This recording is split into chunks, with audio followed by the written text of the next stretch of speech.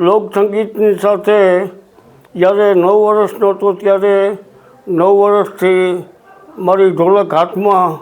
મારા ફાધર, મારા બાપાનું નામ કાસમભાઈ, અને કાસમભાઈએ મારા બાપાએ મને ઢોલક શીખવાડી. ત્યારે 9 વર્ષનો હતો ત્યારે પ્રોગ્રામમાં પ્રાણભાઈની સાથે, દિવાળીબેન સાથે, નવરાત્રિમાં, ગરબીમાં, વંજારી ચોકમાં ત્યારે હું ગરબીમાં વગાડતો. ત્યારે મને ₹1.5 આપતા. ત્યારે ₹1.5થી મારી શરૂઆત હતી. પછી પ્રાણભાઈની સાથે મેં શરૂઆત કરી. મને ₹10થી ₹10 મને આપતા. ત્યારે ₹10 મને એવા લાગતા કે ₹10,000 હતા મારા માટે. પણ પ્રાણભાઈએ મારી જિંદગી પૂરામાં પૂરી મારી સફળ કરી.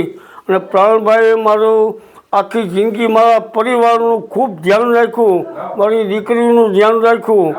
પ્રાણલાલ વ્યાસીએ જેટલું મારા પરિવારને જેટલું ઉજળું કરી, મારી દીકરીને બી પ્રાણભાઈએ પરણાવીને ઘર બહારથી કરી દીધી.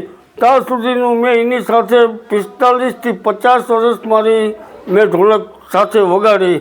અત્યારે આજે પદ્મશ્રી એવોર્ડ માટેની મને ખાતરી હતી કે મને પદ્મશ્રી એવોર્ડ મને મળશે, અને પદ્મશ્રી એવોર્ડ મને નરેન્દ્રભાઈ મોદીના હાથથી જ મને મળશે. મને એટલી ખાતરી હતી. આખી જિંદગી મેં મારી તપસ્યા હતી કે મારી ઢોલક અને પદ્મશ્રી એવોર્ડની. અને મારી ઢોલક છે દિલ્હીના જાપાની, પણ આખા ભારતમાં અને આખા વર્લ્ડની અંદર, ગુજરાતની અંદર બી ડાયરા મેં ખૂબ કર્યા. રસધારામાં રાખાભાઈ, પ્રાણભાઈ, નાનજીભાઈ, સમજ્યા, ખૂબ ડાયરા કર્યા. 25,000 પ્રોગ્રામ મેં ડાયરાના કર્યા. ગાયો માટે પ્રોગ્રામ કર્યા, મંદિરો માટે પ્રોગ્રામ કર્યા. મંદિરોમાં નોકરી બી મેં કરી. આજે મારા વતનની અંદર બી મને વતનમાંથી બી એટલા ફોન આવ્યા કે હાજી તને અભિનંદન આપ્યું છે કે તે તારી જિંદગીને તારી સફળતા તે પૂરી કરી. સમજ્યા, એ માટે આપનો ખૂબ ખૂબ આભાર માનું છું.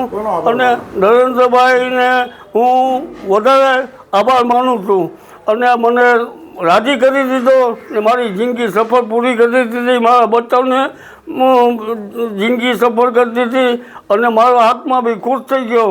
જો મારી જાતને મને એવોર્ડ મળે તો મારા માટે નકામું હતું.